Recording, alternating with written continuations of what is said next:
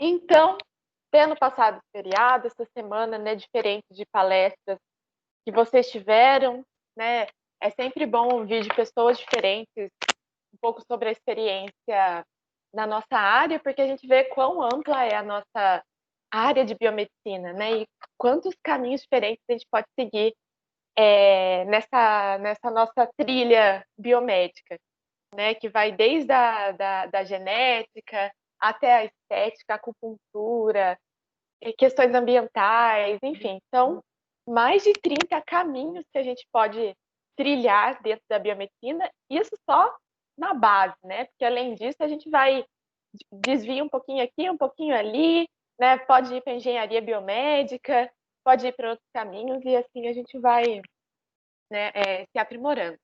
Vocês agora já estão perto de terminar mais um semestre, né? Então, mais perto estão do diploma. E o legal é que vocês vão vendo a diferença e a evolução perto do início do curso, né? Quanto do gosto de vocês já foi sendo mais refinado para um aspecto ou para outro, ou coisas que vocês nem conheciam dentro da biomedicina que vocês vão pegando gosto ou já vão pensando, isso aqui não é muito a minha área. Bom, então essas questões à parte, hoje a gente começa uma outra parte da nossa disciplina, né, que o tema da nossa disciplina é práticas em parasitologia e líquidos, e dentro desses líquidos está o sangue, que também pode ser parasitado. E olha que coisa, né, gente? A gente estava estudando até agora os parasitos intestinais e sempre batendo naquela tecla, saneamento, o nosso país, a falta de saneamento que a gente tem, a pobreza associada a isso, e por conta disso, o Brasil lidera os rankings de parasitose intestinal, que é de fácil diagnóstico e fácil tratamento. Daí a gente pensa, bom, vamos passar agora para um outro tipo de parasitose. Vamos estudar parasitos sanguíneos. Né? Então, esquece as fezes agora, né? Parasitos intestinais que vão ser, que podem apresentar ovos mistos nas fezes e assim por manipulação de alimentos, falta de água, saneamento, tudo mais, contaminar alimentos e direto pelas mãos. Essa parte a gente sabe que o Brasil lidera, mas vamos pensar, bom, o Brasil lidera esses rankings de parasitose intestinal. Vamos para a próxima, quem sabe a gente tem uma chance de um pouquinho melhor, né? Daí a gente vai para parasitose sanguínea. Então, parasitos que invadem e atingem o nosso sangue. Para que esses parasitas, né, muitos deles, consigam ter acesso ao nosso sangue, diferente da questão do saneamento diretamente, como o anterior, né, parasitose intestinal, para a infecção sanguínea dos parasitos, a gente precisa muitas vezes de um vetor. E esse vetor, quase sempre, é um mosquito, né, algum tipo de mosquito.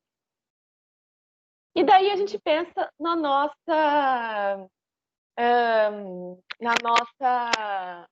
clima, né? O que a gente tem aos montes com esse verão que chove e, né, os pratinhos aí onde acaba acumulando dengue? Temos mosquitos aos montes.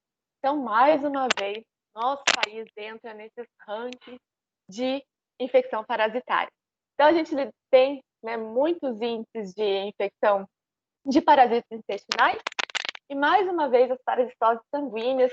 O Brasil também, por se encontrar, né, na faixa equatorial, que é um local onde os vetores têm muita facilidade para crescer, a gente, mais uma vez, está aí nos rankings de infecção parasitária, porque o crescimento dos vetores está muito associado à nossa região, né? Então, diferente de países frios, onde os mosquitos têm maior dificuldade de crescer e de se desenvolver, aqui no Brasil eles têm tudo que eles precisam.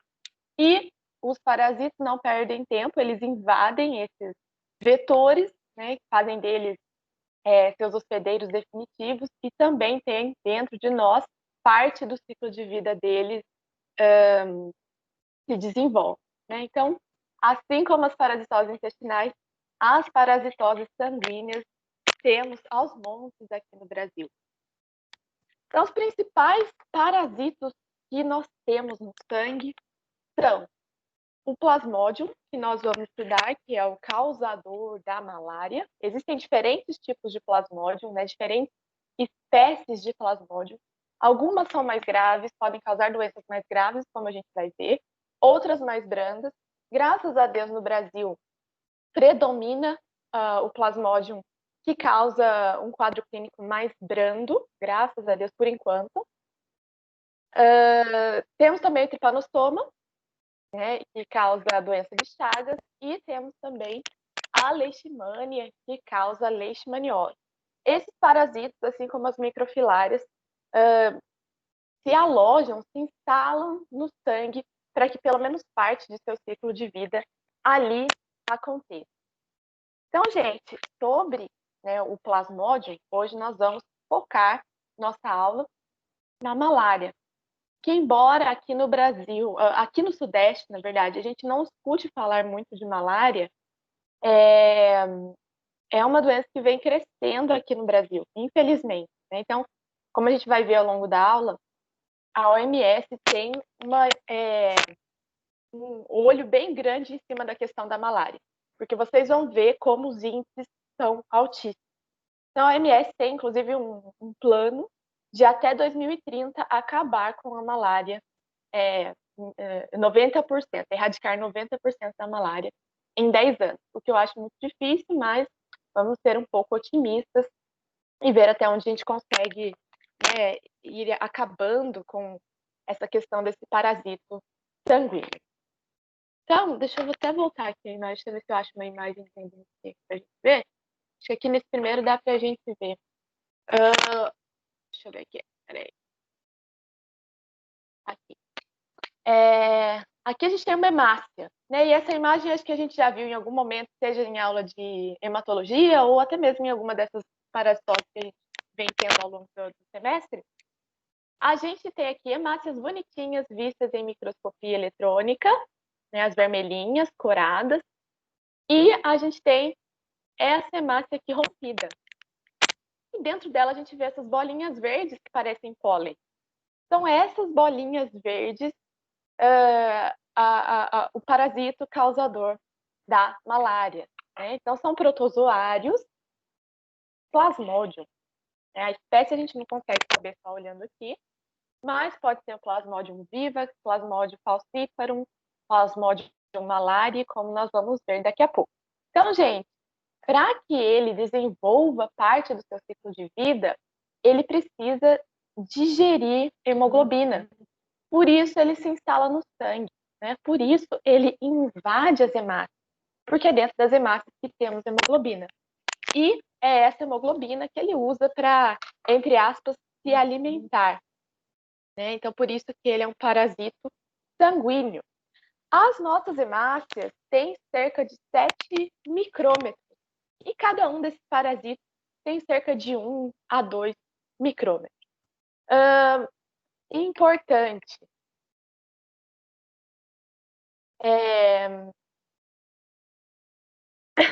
Nós vamos ver como não é difícil detectar a presença do Plasmodium nas hemácias. Basta que a gente tenha acesso a um microscópio, um corante e uma gota de sangue do paciente para que a gente possa ali visualizar a presença ou não do Plasmodium no sangue. Porém, temos outros testes também mais complexos. Temos teste rápido, sabe esse teste rápido que a gente vê constantemente aí sobre o novo coronavírus, né, o SARS-CoV-2. Temos também para detectar a malária, né, para detectar os diferentes tipos de plasmódio. Contudo, cada um desses testes, se nós formos adquirir, né, não estou nem falando do governo, que obviamente paga muito menos do que isso. Se nós formos adquirir esse kit do teste rápido, cada teste rápido custa cerca de R$10. Agora, R$10 é muito dinheiro para o nosso governo investir numa população que não vai provavelmente trazer retorno monetário para ele, né? Então, gastar R$ 10 num diagnóstico talvez seja muito dinheiro para o nosso governo para diagnosticar malária nos nossos brasileiros. E nós vamos ver que, embora não esteja associado diretamente, né, tão associado com o saneamento quanto as parasitoses intestinais, o local onde o vetor tem maior crescimento é a região amazônica, né, onde voltamos com todas aquelas questões que acabam entrando mais uma vez no saneamento e a pobreza. E é esse o desespero da OMS, né, porque os índices da malária são altíssimos, então 90% de todos os casos de malária do mundo acontecem na África, mais uma vez um país subdesenvolvido, com índices altíssimos da doença. E não há interesse em se tratar, em se diagnosticar pessoas que muitas vezes não podem fazer retorno financeiro, infelizmente, né? Então, o nome malária significa mau ar, né? Malária significa isso, mau ar. Ela também é chamada de febre terçã ou febre quartã. Esses nomes nada mais são do que a principal característica da doença. Que, como eu disse, a hemácia será infectada por esse protozoário, né, pelo plasmódio. E, periodicamente, esses plasmódios, eles vão aumentando sua população dentro da hemácia e chega uma hora que essa hemácia explode, como a gente viu naquela imagem de microscopia eletrônica. Esse explodir, na verdade, rompe-se a membrana das hemácias e os plasmódios saem dali para invadir as hemácias adjacentes, as hemácias ao lado, e assim aumentando a população. No momento em que há o rompimento da hemácia e esses plasmódios são liberados, né, de dentro daquela hemácia, libera-se também citocinas e toxinas, que é o que acabam gerando a febre. Então, essa febre periódica que vai acontecer a cada 48 horas, que é o caso da febre terçã, ou a cada 72 horas, que é a febre quartã, significa que é naquele momento que as hemácias se romperam e o parasita saiu, né? E é isso que acaba gerando o quadro clínico da febre, que é bem característico da malária no paciente. Tanto que recomenda-se nas regiões endêmicas, como na região amazônica, quando a pessoa tiver um quadro de febre, que ela já busque, né, o SUS para que o quanto antes seja feito o tratamento da doença. Bom, gente, essa imagem aí é dos Médicos Sem Fronteiras. Então, os Médicos Sem Fronteiras, aqui no Brasil, acho que não temos mais, né? Mandaram de volta eles para os países de origem, se não me engano. Mas eles vão nesses locais onde um acesso ao microscópio é, infelizmente, pedir demais, né? Então, na África, aqui no Brasil também, regiões onde há muito pouco acesso à saúde, esses Médicos Sem Fronteiras e também muitos biomédicos acabam chegando até lá. E muitas vezes o diagnóstico tem que ser feito por sintoma, o que é muito difícil, porque o sintoma da malária vai ser um cansaço, a pessoa pode ter anemia decorrente dessa grande perda de hemácias que vão eclodindo, né, vão se rompendo. As febres periódicas auxiliam nesse diagnóstico, mas imagina só, gente, que mora nessa região, né, de bem precária, além disso, pode ter várias parasitoses intestinais, desnutrição, e é um quadro tão grande que é difícil a gente chegar em diagnósticos precisos. Mas em muitos locais, infelizmente é a isso que temos acesso, né? Então, olha lá alguns dados. Todo ano, cerca de 130 mil pessoas morrem por causa da malária. Entre essas 430 mil pessoas, 70% são crianças com menos de 5 anos de idade. Globalmente, 219 milhões de casos de malária foram descritos em 2018. Gente, 219 milhões de casos, né? 435 mil pessoas, sendo 260 mil crianças africanas morreram de malária em 2017.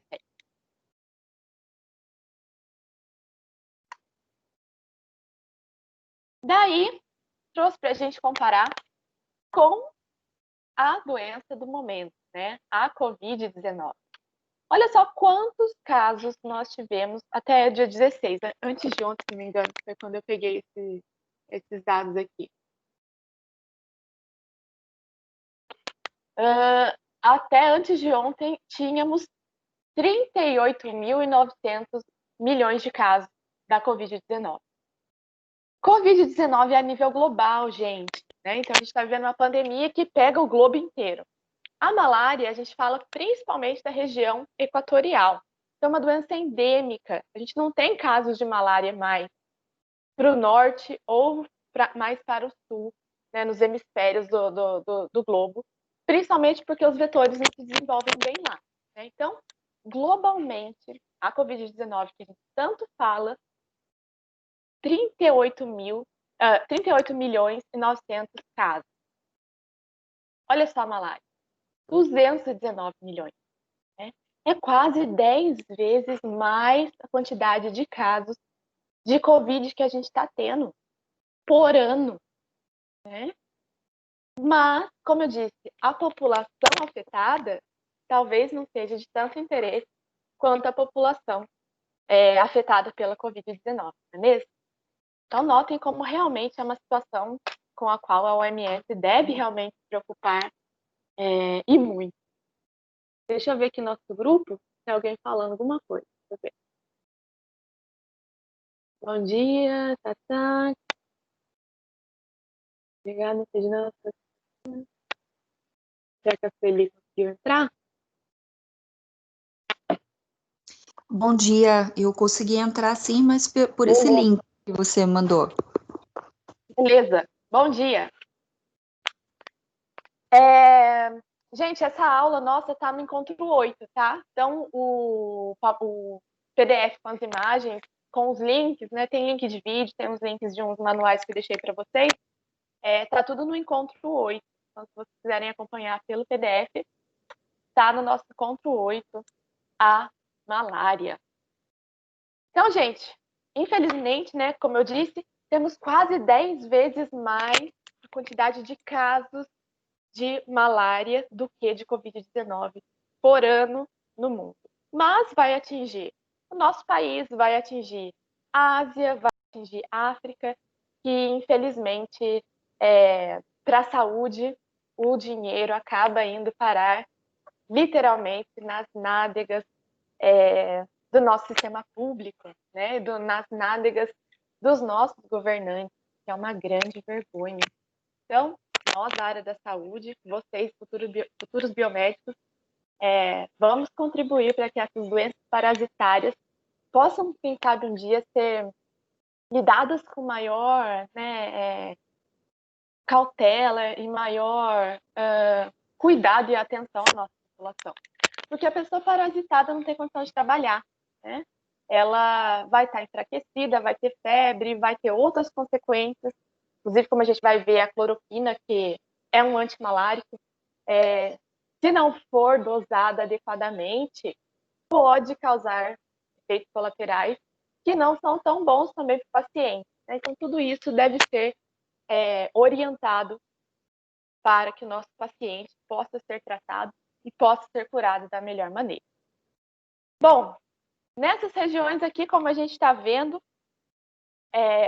os testes rápidos, que como eu falei, se nós formos comprar, custa cerca de R$10 para nós, né? Para o governo é muito menos do que isso. Mas em alguns locais, pedir R$10 é demais. Como a gente sabe, está vendo aí nessa política nossa, esse dinheiro está indo parar no vão das nádegas de deputados. Então, pedir R$10 para fazer um teste para diagnosticar a malária nos nossos brasileiros talvez seja demais.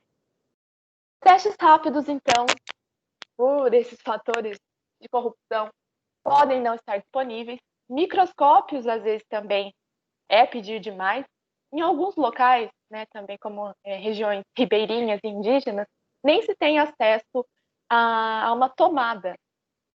Então, a doença acaba sendo baseada, o diagnóstico baseado mais em sintomas, o que é mais difícil, mas muitas vezes é o que se tem.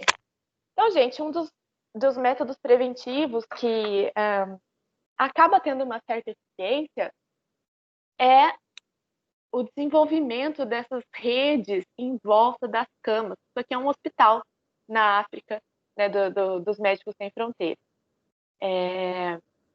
Então, essa manta, essa malha que eles colocam em volta da cama, ajudou muito a reduzir o número de pessoas infectadas com o plasmódio lá na África, e assim também é aqui na nossa região amazônica. Por quê? Como nós vamos ver, o vetor é um mosquito fêmea, que ele, à noite principalmente, precisa se alimentar do sangue para poder fazer a ovoposição e desenvolver melhor os ovinhos né, do mosquito. Então, por isso, ele tem preferência por picar as pessoas à noite.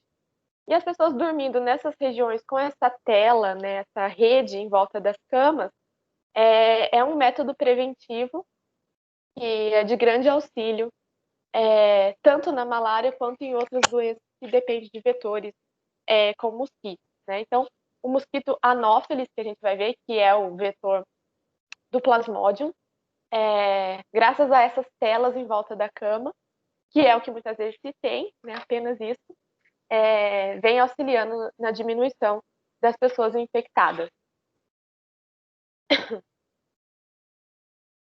Bom, então, como eu disse, a OMS tem um olho gigantesco para tentar erradicar ou diminuir a quantidade de pessoas infectadas e pessoas que morrem por causa de uma infecção sanguínea causada por um mosquito, que é a malária. O Bill Gates, não sei se vocês sabem, ele e a mulher dele, eles têm a chamada Fundação Gates, que investe em pesquisa. E, inclusive, aqui no Brasil, eles têm algumas parcerias e tem umas parcerias deles que eles falam, olha, a gente dá um tanto, deixa o governo dê o mesmo tanto para investir na pesquisa. E é interesse isso do governo, infelizmente, no momento não sei dizer, mas ele mesmo já investiu, acho que até anotei aqui, 1,3 bilhão de dólares para pesquisa sobre malária. Né? E o Brasil tem muita pesquisa sobre malária. Vocês têm que ver que legal que os laboratórios que estudam os vetores e estudam a doença. Então, são laboratórios de mosquitos, buscando modificar a genética do mosquito. Né? Então, imagine a gente conseguir manipular a genética desse mosquito para que ele não consiga se reproduzir mais. Né? Então, como se fosse deixá-lo estéril e soltar esses mosquitos no ambiente, né? Soltar lá no meio da Amazônia, para que assim essa população carregando esse gene alterado vá aumentando. E assim, os futuros mosquitos já nascem estéreis. Ou, quem sabe, sem poder voar, né? E assim a gente diminui tanto o vetor quanto o que ele carrega, que no caso é um plasmódio. Então, pesquisas para se entender melhor tanto a genética, quanto o vetor, quanto a doença, vem sendo estimulada pela OMS. O Bill Gates, como eu falei, mais de 1 bilhão ele já investiu na malária, porque é uma doença que voltou a aumentar. Vocês vão ver um gráfico aí, ela estava diminuindo e agora voltou aos poucos a aumentar. Então, realmente é algo simples, mais uma vez, assim como as infecções intestinais, de simples tratamento, não é difícil o diagnóstico, mas que leva à morte de centenas de milhares de pessoas que muitas vezes não têm voz para pedir ajuda. Então, gente, existem diferentes tipos, diferentes espécies do plasmódio, né? E é esse protozoário, esse parasita, o causador da malária. Então, nós temos o Plasmodium falciparum, e ele é o responsável por causar a doença mais grave, né? A gente chama de febre terçã maligna. Isso significa que a cada 48 horas a pessoa tem uma febre, e ela se chama maligna porque o quadro é bem mais grave E nós vamos entender a nível do sangue, a nível das hemácias, por que ele é mais grave do que os outros tipos de plasmódio. Então, tanto o plasmódio falciparum quanto o seu transmissor são comuns na África, onde ocorrem 90% dos casos de malária no mundo. Mas, graças a Deus, entre aspas, esse plasmódio aparece com menos frequência na Amazônia. Então, aqui a gente tem, em predominância, o Plasmodium vivax ou vivax.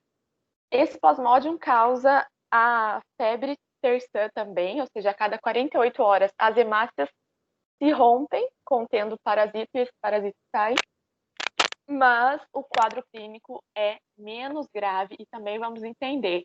Na verdade, são diferentes tipos de eritrócitos que são invadidos e, por isso, o falciparum é mais grave do que o vivax, como a gente vai ver daqui a pouco. Aqui no Brasil, 80% dos casos de malária ocorrem pelo Plasmodium vivax, que, graças a Deus, entre aspas, como eu disse, é responsável por uma doença um pouco mais branda. Então, olha lá. Esse é o mosquito, ou mosquito fêmea, ou como diz a nossa ex-presidenta, né? A mosquita.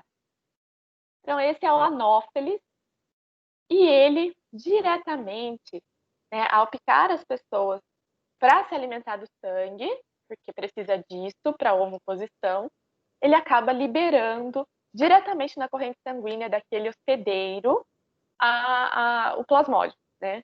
Então, o protozoário cai direto na corrente sanguínea.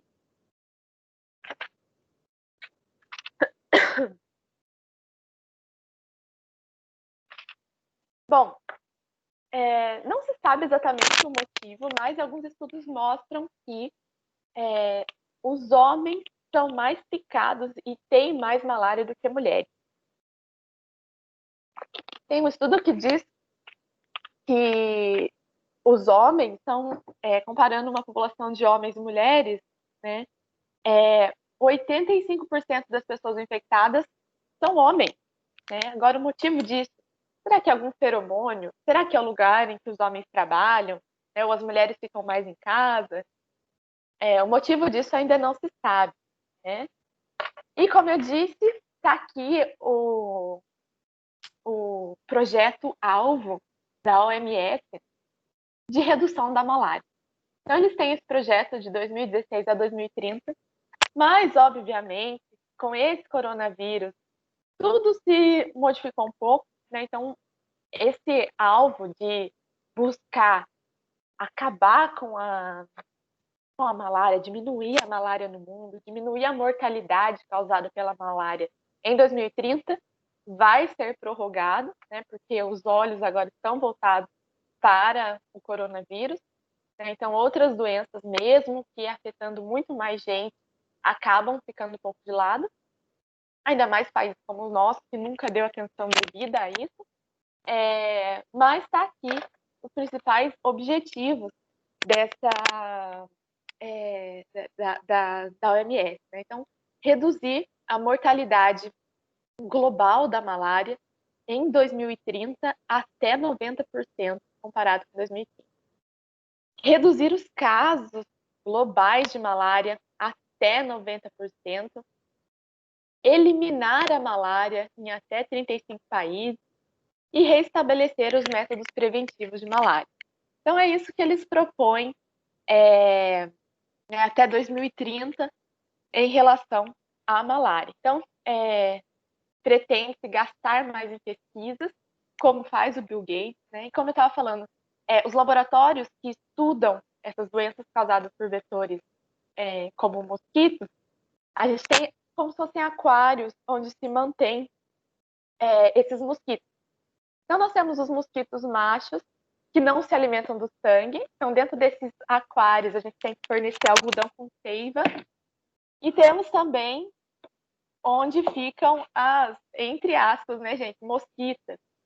Para a gente alimentar essas mosquitas, entre aspas, né, os mosquitos fêmeas, muitas vezes a gente tem que colocar dentro desse aquário, entre aspas, né, esse ambiente onde ficam os mosquitos, um camundongo, para que esses mosquitos possam, né, picar e ter acesso ao sangue e se alimentar a partir daquele camundongo ou rato de laboratório.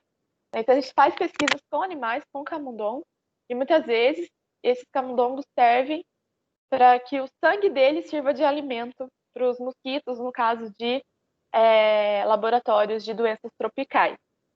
E o que é legal, muitos países de fora vêm buscar parceria para entender melhor essas doenças tropicais. Acredito eu que eles sabem que o brasileiro gosta de trabalhar e trabalha bem dentro do laboratório, principalmente os biomédicos, e aqui eles têm acesso a tudo mais barato, né, gente? Então, não é tão custoso para que eles venham aqui, peguem amostras e tudo mais, peguem os nossos pesquisadores e levem para fora, já que a pesquisa aqui está defasada, né? A pesquisa aqui, a gente é quase mendigo na pesquisa, mas eles vêm com esse interesse, com essa garra de querer entender melhor essas doenças tropicais, né, como a malária, e levam tanto o pesquisador quanto o mosquito, quanto para os usuários, para que sejam estudados no primeiro mundo. Então, se vocês tiverem essa oportunidade, não percam tempo, né? Peguem a mala e vão embora para o primeiro mundo, porque a coisa aqui vai de mal a pior. E, na verdade, é um método da gente poder contribuir com o nosso próprio país, né? Porque aqui a gente não consegue nem fazer a pesquisa, nem tratar, nem nada os pacientes. Então, quem sabe indo para fora, vocês consigam melhor contribuir com o nosso país do que daqui de dentro, muitas vezes. Bom, gente, olha só. Essa imagem é lá dos Estados Unidos. Lá na década de 1920, ou seja, 100 anos atrás, começou a aparecer vários vetores, né, mosquitos. E daí, o que eles falaram? Nossa, aqui não vamos permitir que isso aconteça. Então, lá em 100 anos atrás, eles já começaram a fazer um sistema de drenagem de água para que as águas não ficassem paradas e assim não se estimulasse o desenvolvimento, a criação, né? Não fossem desses vetores de doenças parasitárias sanguíneas. Então, 100 anos atrás, eles já estavam preocupados com isso e assim conseguiram melhor controlar o desenvolvimento desses vetores, né? E na Europa e na América do Norte, na primeira metade do século XX, já se erradicou a malária. Bom, a malária é uma doença infecciosa causada, então, pelo parasito do gênero Plasmodium. Então, nós temos o gênero Plasmodium. Dentro desse gênero, a gente tem mais de 100 espécies. Graças a Deus, entre aspas, mais uma vez, são poucas as que podem contaminar e infectar o homem, né? Então, a gente tem vários tipos de Plasmodium. Alguns vão infectar galinhas, outros vão infectar macacos, mas são 3 os principais tipos, né, as principais espécies de Plasmodium que podem infectar a nossa espécie humana. Então, são eles: Plasmodium falciparum, que é o que causa um quadro clínico mais grave, o Plasmodium vivax ou vivax e o Plasmodium malariae. Quem vai transmitir, né, o vetor da malária é o mosquito do gênero Anopheles, né, que é esse aqui que a gente está vendo aqui nessa imagem.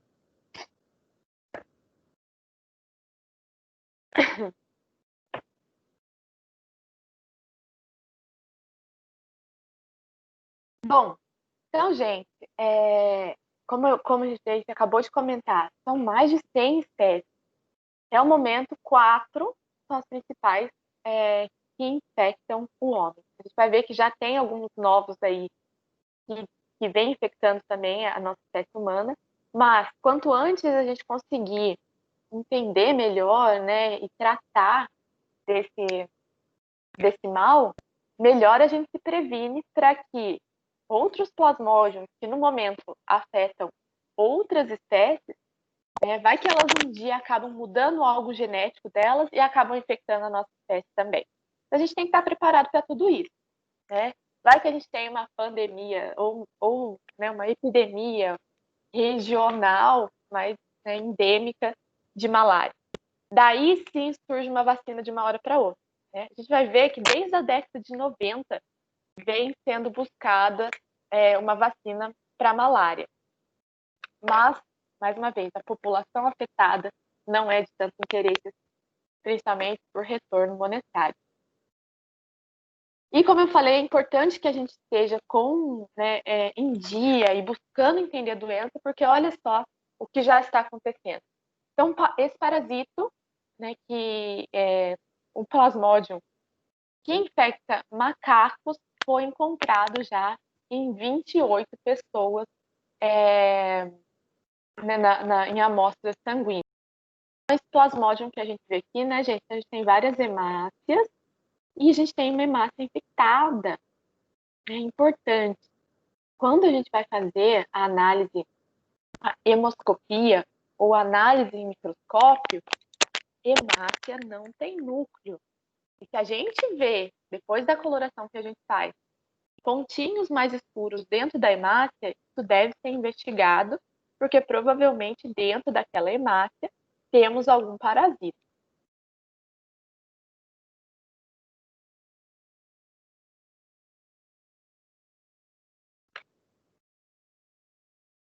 Então, olha lá, esse slide aqui, ó. As principais espécies que usam o homem como hospedeiro é a Falciparum, que é a que domina na África e causa boa parte das mortes, principalmente em crianças.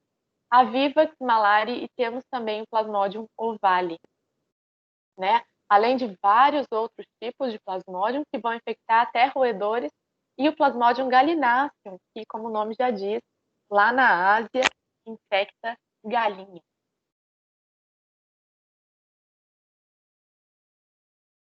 Bom, então temos algumas coisas animadoras, como o sequenciamento genômico do Plasmodium e também de seu vetor. Então, em 2002, o sequenciamento do tipo mais grave do Plasmodium já foi realizado, assim como o de uma espécie do mosquito. E isso, gente, vai contribuir para que a gente possa realizar aquilo que a gente estava falando, né, de produzir, quem sabe, futuros mosquitos com material genético modificado ou transgênico, a fim de que ele não voe, ou como aquele gifzinho que a gente viu, que ele não consiga picar ou penetrar a pele da espécie humana e assim não consiga ali dentro, naquela corrente sanguínea, injetar o plasmódio. Enfim, sequenciamento genômico é algo que tem muito a contribuir, tanto no aspecto da malária, né, quanto com diversos outros fatores, né? No futuro, a gente vai nascer com o nosso genoma sequenciado, né, com o nosso material genético sequenciado, e você vai saber que remédio vai ser bom para sua dor de cabeça. Se você tiver malária, qual remédio, qual dose você deve tomar de acordo com o seu material genético. Então, a ciência caminha para esse lado. Mas a gente ainda é bem bebê em relação a isso. Então, em 2002 já foi sequenciado um plasmódium e também um vetor. E em 2017 continuam ainda sequenciando, então conseguiram sequenciar, pegar todo o material genético de outras espécies de plasmódium, a fim de que isso possa contribuir para futuros tratamentos e futuros também modificações genéticas, tanto do vetor quanto do próprio protozoário. Importante, né? É um pouquinho difícil porque, beleza, cria-se esses novos mosquitos com material genético modificado. Mas o nível da pesquisa tem que ser o suficiente para que você possa chegar num ambiente onde esse vetor tem seus montes e possa esse seu novo vetor realizado em laboratório ser suficiente para aquela população. Não adianta você chegar no meio da floresta amazônica com um potinho de maionese e soltar de dentro daquele potinho 15 mosquitos geneticamente modificados. Né? O que são 15 mosquitos no meio de uma floresta amazônica? Por isso que é complexo também esse desenvolvimento dos materiais, dos animais e vetores e o próprio protozoário modificado geneticamente. Bom, então olha a distribuição da malária. É um pouco antigo, de 2006, mas a gente não tem muitos dados assim, a nível global atualizados e regionalizados. Então olha lá, gente, é endêmico. A gente tem uma faixa onde a gente tem os casos de malária, né? Então, endemicidade muito alta, alta e moderada. Então, os casos de malária se limitam. O nosso clima equatorial contribui muito para o desenvolvimento dos vetores e o parasita não perde tempo, né? Tem vetor, tem mosquito, opa, vamos passar do mosquito para o hospedeiro, do hospedeiro para o mosquito, do próximo mosquito para outro hospedeiro, e assim vira uma bola de neve, né? Os países desenvolvidos chegaram a ter casos de malária, como a gente viu no século passado, mas, primeiro, o clima não contribui tanto quanto nós. Segundo, eles desenvolveram mecanismos de drenagem que contribuíram para que fosse erradicado, principalmente, esses vetores. Então, gente, olha lá. Até 2015, o mundo vinha diminuindo os casos de malária caindo, né? Então, em 2010, a gente tinha 238, quase 239 milhões de casos de malária por ano. Foi diminuindo, diminuindo, diminuindo, até que em 2015 a gente tinha 214 milhões. Né? O OMS estava soltando fogo. Daí algo vem acontecendo e esses números estão subindo novamente. Nossa, mas por que será? Por que será que está aumentando os casos de malária e de outras doenças associadas a outras parasitoses sanguíneas? Pois bem, daí a gente para pensar e como escrever aqui, a nossa conta está chegando para nós mesmos, né? Porque o habitat desses vetores é lá no meio da floresta amazônica, por exemplo. E o que a gente está fazendo com as florestas? Devastando. A gente está acabando com a nossa fauna, com a nossa flora. Por consequência, esses mosquitos, esses vetores que moravam no meio da floresta, eles têm que ir para outro lugar. Eles têm que buscar poluição. E o que acontece? Eles saem lá do meio da floresta e acabam chegando mais perto da cidade. E acabam infectando mais pessoas. E nós estamos pagando pelos nossos próprios maus, né? Pelos nossos próprios danos à natureza. A nossa conta está chegando. Vocês vão ver que a mesma coisa acontece, por exemplo, com a leishmaniose, que está chegando cada vez mais perto da gente aqui. A própria malária não é comum do Sudeste, mas em 2018 a gente já teve alguns casos em Ilhabela. O estado de São Paulo, o estado de Minas Gerais estão apresentando mais casos, novos casos de malária, que não são comuns da nossa região do Sudeste, mas os mosquitos, assim como qualquer animal nessas regiões totalmente, né, acabadas, precisam sair dali e buscar novos caminhos para viver. E assim se aproximam mais de nós, e assim nós estamos cada vez mais sendo suscetíveis aos nossos próprios danos, aos nossos próprios maus que vemos fazendo com a natureza. Então, a gente está pagando pelos nossos próprios danos à natureza. Né? Então, por isso, provavelmente, que esses níveis voltaram a subir desde 2015. E, por consequência, a OMS criou, então, né, de 2016 a 2030, esse foco para buscar acabar com a malária. Então, olha lá. Segundo a OMS, a cada 2 minutos uma criança morre de malária. Então, gente, coronavírus é sim muito preocupante, mas não nos limitamos a isso. Existem 100 países com malária endêmica. E algumas sequelas podem ser observadas, principalmente pela malária causada pelo Plasmodium falciparum, que são problemas cognitivos e de visão, que podem ser causados não só pela malária, mas como pela má administração da cloroquina, por exemplo, e outros antimalários. Audição, fala, epilepsia, distúrbios comportamentais, então tudo isso podem ser sequências e sequelas da doença e também de um tratamento mal realizado. E então, essas pessoas que já não têm muita condição de nada, devido às sequelas, daí que complica mais ainda as coisas, né, gente? Então, aqui está a campanha da OMS Covid e malária.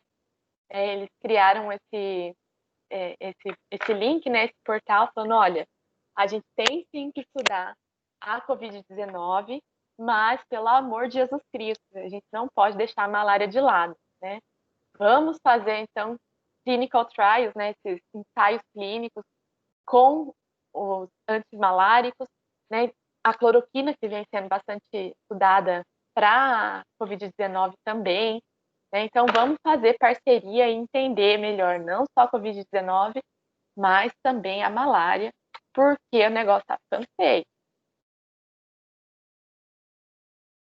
E são essas as pessoas que estão expostas diretamente aos vetores, né, ao anófeles, à malária, e, volto a dizer, interesse tem o nosso governo de, de tratar, né, e de curar as nossas populações mais precárias. Deixei o link para vocês desse vídeo do Bill Gates. Não sei se vocês conhecem os TED Talks, que são umas falas, umas palestras curtas e dinâmicas. É muito legal, chama TED Talk. E tem esse do Bill Gates, que ele fala sobre a malária, ele fala sobre essas pesquisas que eles investem, né? Que já investiu, como eu falei, mais de dólares em pesquisa para a malária. Então é bem legal, né? Tá no link no PDF de vocês. Se vocês tiverem um tempinho, assistam, porque é bem dinâmico e bem interessante falando sobre a malária.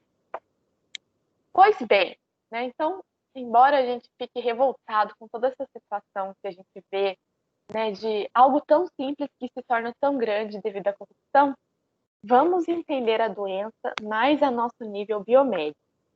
Então, olha só, gente, uma hemácia saudável, vista por microscopia eletrônica de varredura, e uma hemácia parasitada com plasmose. Notem que ela fica como um cookie. E essas pontinhas, essas espículas, né, que a gente observa, parece uma hemácia crenada, são os parasitas presentes ali dentro. Então, a nossa hemácia tem cerca de 7 micrômetros, e esses parasitas, plasmódios, têm cerca de 1 a 2 micrômetros.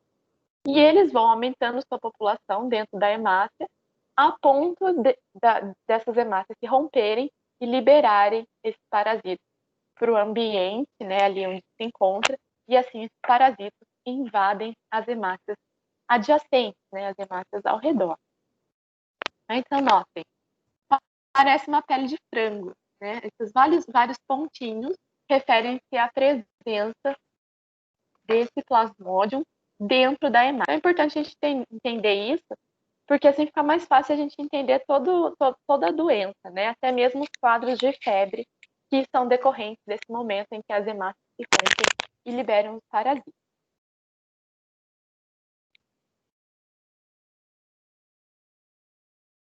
Bom, então volto a dizer, hemácia não tem núcleo, né? É uma célula do nosso organismo que, diferente das demais, não tem núcleo. Elas eliminam o núcleo delas, o material genético, antes de cair na corrente sanguínea, para que assim ela possa carregar mais hemoglobina e correr melhor pelo nosso sangue, né? Então, se vocês fizerem uma coloração e enxergarem pontinhos escurecidos, que provavelmente referem-se a material genético, dentro da hemácia, desconfiem e estudem com mais detalhes, porque hemácia não tem núcleo. Então, pontinhos, entre aspas, dentro da hemácia se referem a algo incomum, que provavelmente pode referir-se à presença de um protozoário, de um parasita que invadiu aquela hemácia ali.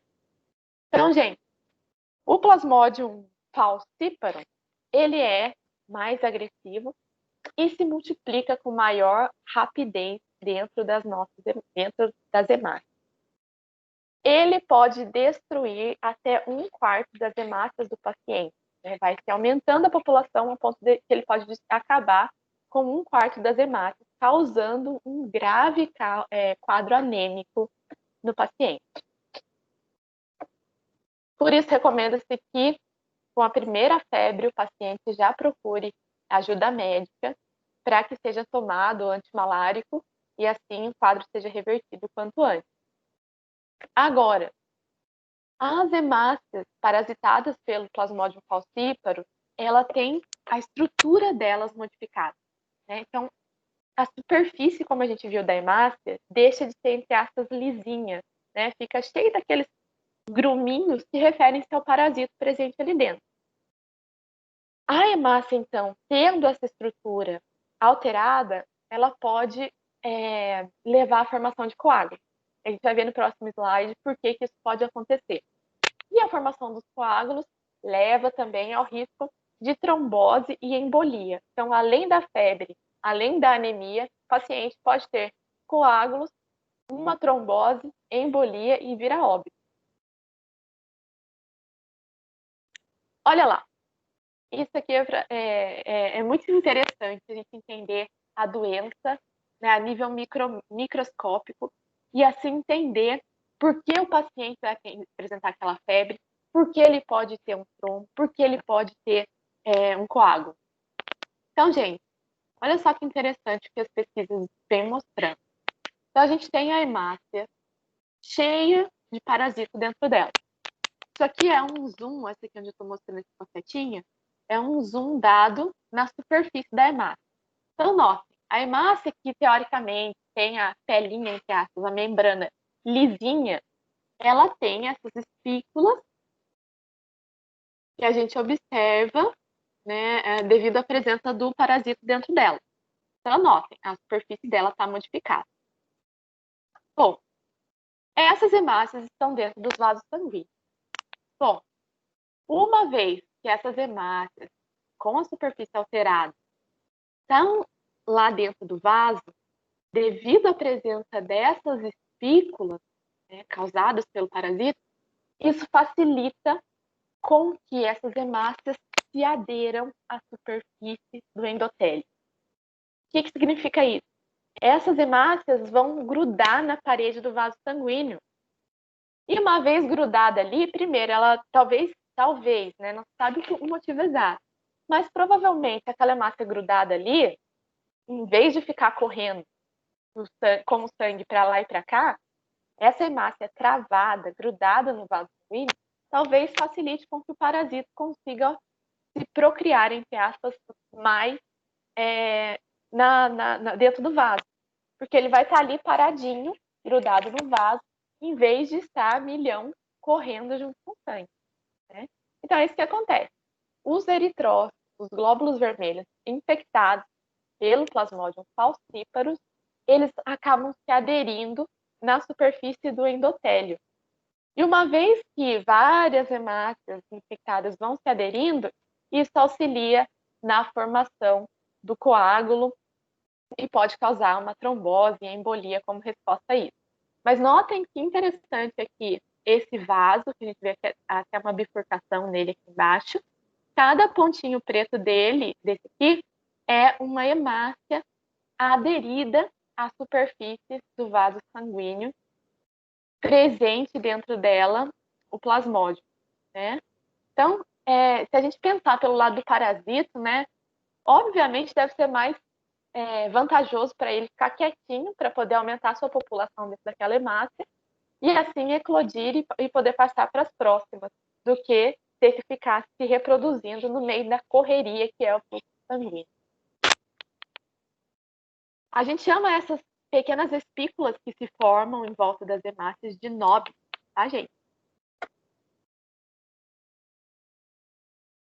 Olha lá, uma hemácia saudável e aqui uma hemácia nobis positiva, ou com a presença de nobis, que nada mais é do que cheia de plasmodium ali dentro dela, que acaba alterando a morfologia da superfície.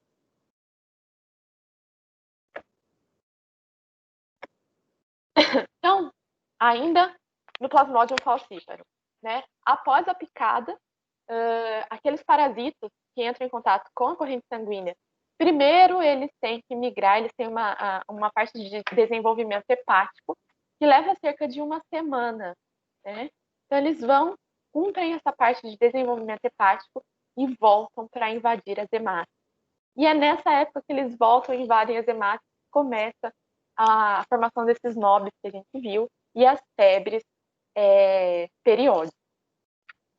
Então, após essa uma semana de desenvolvimento hepático, é quando os quadros clínicos vão começar a aparecer, de calafrio, a febre contínua e a cada 3 dias, né, 48 horas, no caso do Plasmodium falciparum, sudorese e dor de cabeça. Existem os casos de malária cerebral, também causadas pelo Plasmodium falciparum. Tem lugar que diz que é 1 em cada 10 infectados, tem lugar que diz que é mais raro, mas, enfim, a malária cerebral está mais associada ao Plasmodium falciparum e pode causar dor de cabeça, rigidez na nuca, desorientação e sonolência, e em 80% dos casos evolui para óbito daquele paciente.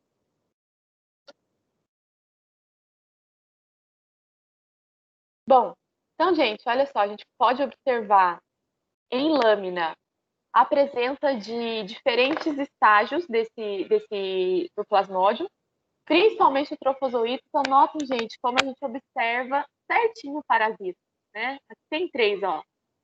Uma curvinha com pontinho, outra curvinha com pontinho, outra curvinha com pontinho dentro dessa hemácia aqui, né? Então, é bem característico a presença do plasmódio dentro da hemácia. Aqui a gente tem o formato dele de trofozoito e também o microgametócito, né, que é outra fase de evolução da espécie, né? Vocês tiveram, acho que, uma disciplina chamada Relação Parasita-Hospedeiro, que provavelmente devem ter estudado essas etapas de desenvolvimento do parasita, né? Então, o Plasmodium vivax, diferente do Plasmodium falciparum, o quadro clínico causado por esse protozoário aí é mais brando, é menos grave do que do Plasmodium falciparum. E é esse o que predomina no Brasil, né? E esperamos que assim continue até que a gente consiga erradicar de uma vez essa doença, né? Então, a gente tem diferentes estágios, né, de desenvolvimento do parasito, que pode ser também observado nas hemácias, né? E, como vocês podem ver, por microscopia, por hemoscopia, a gente consegue detectar a presença dele dentro das hemácias. Bom, a gente vai ver daqui a pouco por que o Plasmodium falciparum é mais grave do que o Plasmodium vivax, sendo que ambos acabam afetando os glóbulos vermelhos. O Plasmodium vivax tem a vantagem de causar uma hemácia mais branda, porque, lembra que a gente viu no Plasmodium falciparum, até 25% dos glóbulos vermelhos podem estar infectados, né? E esses 25%, a pessoa pode desenvolver uma grande anemia em resposta a isso. Então, diferente do Plasmodium falciparum, no Plasmodium vivax, menos de 1% dos glóbulos vermelhos, dos eritrócitos, é atingido. Por isso que a doença é bem mais branda, o quadro clínico é bem menos grave do que no caso da falciparum. Raramente é mortal, e existem casos de pacientes que, né, tiveram várias reinfecções. E reinfecções a ponto de criar imunidade contra o parasita. Né? Então, essas pessoas vêm sendo bastante estudadas para se entender como desenvolver uma vacina capaz de imunizar contra a malária. Né? Tem, inclusive, um caso de um paciente que, segundo ele já teve mais de 50 infecções recorrentes por plasmódio. A presença também do Plasmodium vivax pode levar a uma diminuição no número de plaquetas, que pode acabar confundindo com o quadro clínico da dengue, né? E isso acaba atrapalhando o tratamento dos pacientes quando não se há um microscópio para confirmar a presença do parasita dentro das hemácias. Então, gente, problema do Plasmodium falciparum, mais um, né? além de todo esse problema dele causar uma anemia, dele invadir muito mais glóbulos vermelhos do que os outros plasmódios, resistência aos antimalários. Então, a gente tem falado tanto sobre, né, as bactérias resistentes a antibióticos, e as bactérias carregam dentro delas basicamente material genético e uma coisinha ou outra só. Bactérias são células muito menores e mais precárias do que as nossas e do que os protozoários, por exemplo. Né? A gente não consegue contar dentro de uma célula quantas bactérias tem ali, do mesmo jeito que a gente enxergou nessas imagens, nessas lâminas de hemoscopia, o protozoário, né? Que é muito maior do que uma bactéria. Então, as bactérias têm uma facilidade maior de mutar para ser resistente ao antibiótico. Contudo, um protozoário, que é muito maior e mais complexo do que uma bactéria, vem também apresentando resistência, né? E esse Plasmodium falciparum, que já é mais grave, já causa um quadro clínico mais grave, também vem apresentando com muita frequência resistência aos antimalários, que é mais um problema que a gente enfrenta com a malária de um modo geral. Importante também, quando a gente for analisar em microscopia, o aspecto da hemácia, quando ela está infectada pelo Plasmodium falciparum, a hemácia não aumenta de tamanho. Mas, quando é com Plasmodium viva, que é o que a gente tem aqui no Brasil, a presença dele acaba aumentando um pouco o tamanho da hemácia. Então, tá aí um outro parâmetro para a gente analisar quando formos, né, quando pegarmos alguns quadros de Plasmodium, né, em hemoscopia para analisar.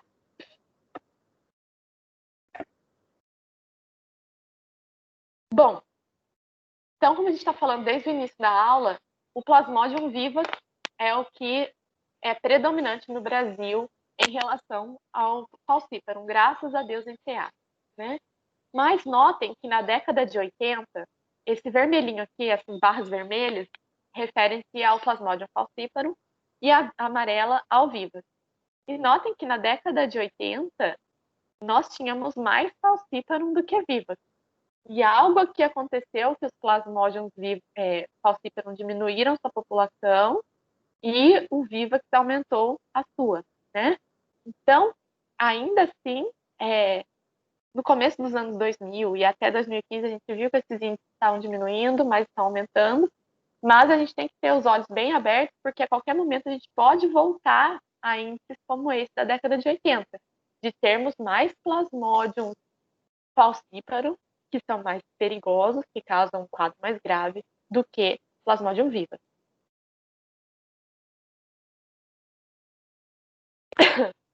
E está aí, então, o vetor. O mosquito fêmea, ou, como diz a Dilma, a mosquita, e nesse ponto ela não está errada, né? Não no português, mas na teoria, né, da doença, é a mosquita, entre aspas, né, o mosquito fêmea, do gênero Anopheles, que vai transmitir o parasita. Existem 400 espécies de anofilídeos, que a gente chama, né, de anófilos. E só 40 a 80 transmitem o plasmódio.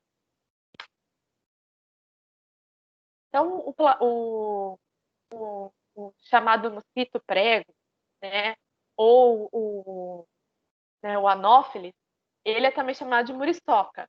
Né? Então, a muriçoca soca o plasmódio para dentro do hospedeiro.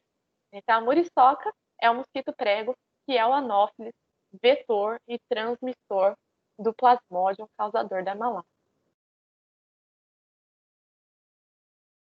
Olha lá a característica desse gênero de mosquito.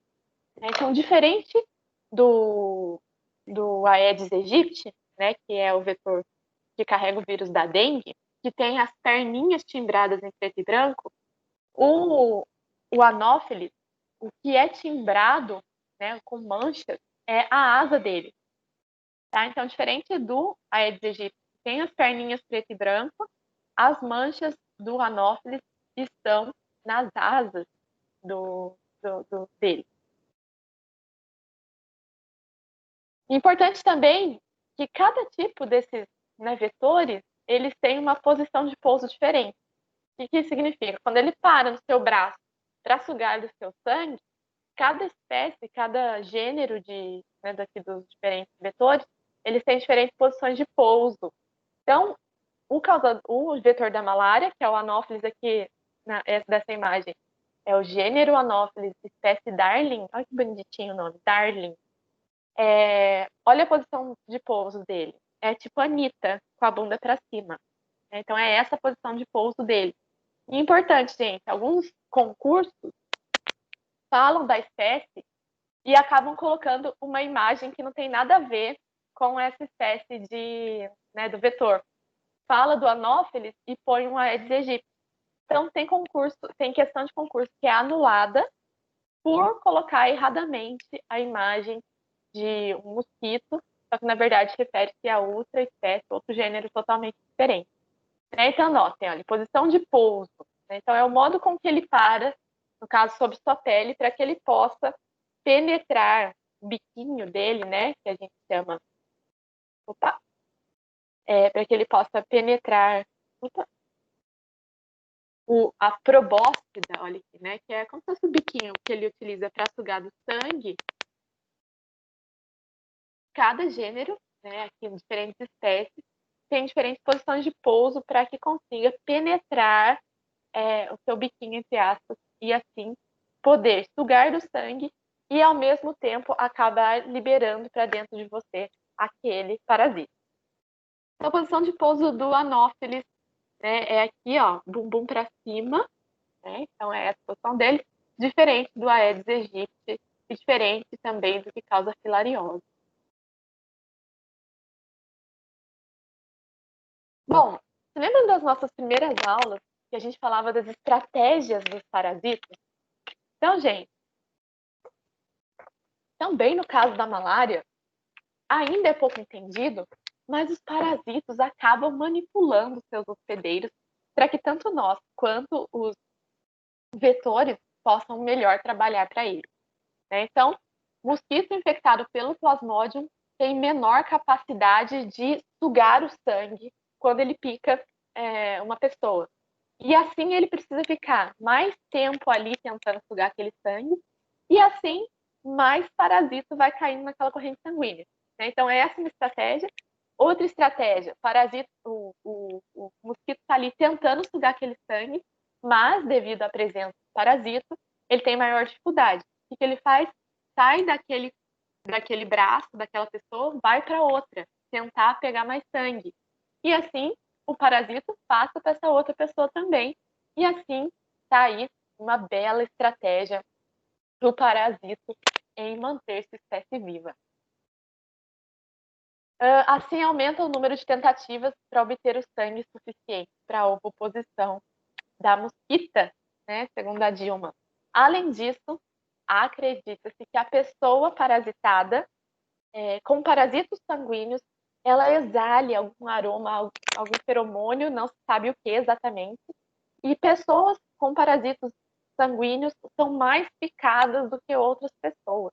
Então, algo naquele organismo infectado existe que atrai mais pernilongos, mais mosquitos, e assim mais mosquitos vêm, picam e levam o parasito para um próximo hospedeiro, para desenvolver seu ciclo de vida e manter essa espécie viva.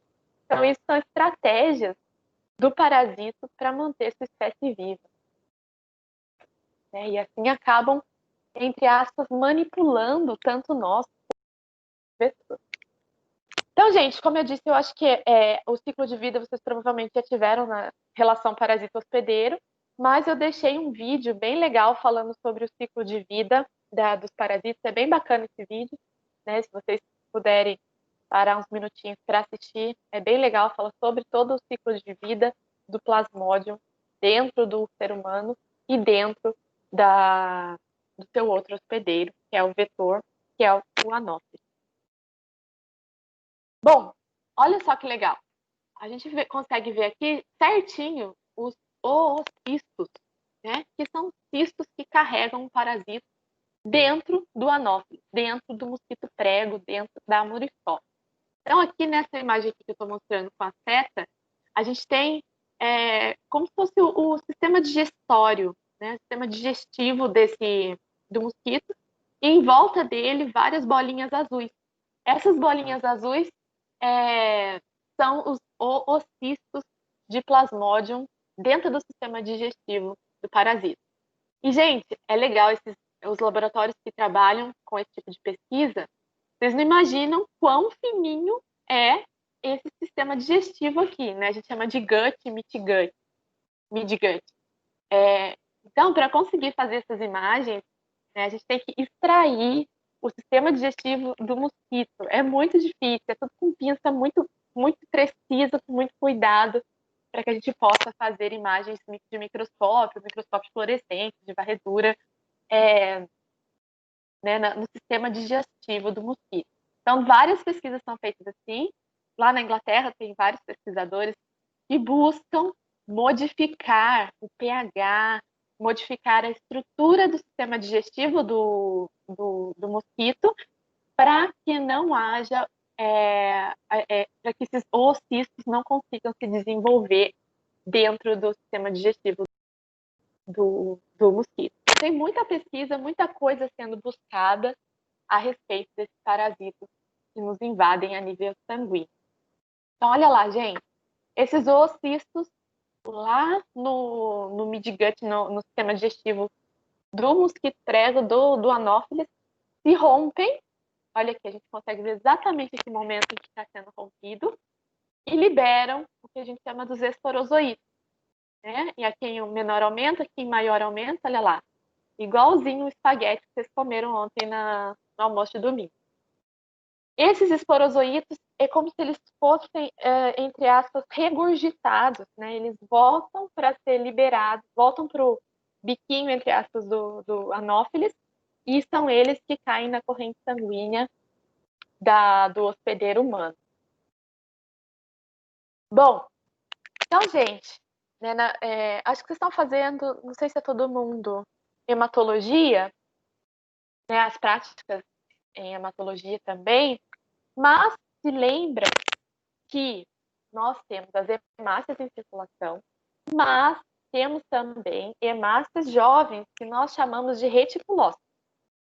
Os reticulócitos são glóbulos vermelhos, eritrócitos, que não se desenvolveram, não se maturaram o suficiente a ponto de estar maduro para cair na corrente sanguínea, mas acabam caindo da mesma forma na corrente sanguínea um pouco mais jovem. Bom, essas células mais jovens, nós temos fisiologicamente, ou seja, de maneira saudável, até 2% em circulação, né? Então, está ok se a gente for fazer uma análise hematológica e encontrarmos de 0,5 a 2% de reticulócitos, que são hemácias jovens, na circulação sanguínea, né? Isso é normal. Mas é a isso que está associada a gravidade da doença da malária, né? Dos diferentes tipos de plasmódio. Então, notem, lembra que a gente viu que o Plasmodium falciparum, ele vem desenvolvendo até resistência aos antimalários? Então, esse bichinho é bem poderoso, gente. E essa é a chave para entender por que a malária no Brasil é menos grave do que a malária que se tem lá na África, que é a falciparum, principalmente. Então, gente, olha só, como é importante a gente entender uma matéria para poder complementar com outra e assim a gente vai entendendo o máximo possível, né? Bom, Plasmodium falciparum, que é o mais grave, que pode, inclusive, levar a óbito. Esse plasmódio, esse parasita, ele invade qualquer tipo de hemácia. Hemácia jovem, hemácia velha, hemácia em idade saudável, ele não está nem aí. Ele entra e ali dentro ele consegue utilizar da hemoglobina e aumentar a sua população e fazer todo aquele processo, né, de eclosão e partir para as próximas. Bom, o Plasmodium viva, que é o que a gente tem mais aqui no Brasil, como nós vimos, eles afetam cerca de 1% dos eritrócitos. Eritrócito é a mesma coisa que glóbulo vermelho, é a mesma coisa que hemácia.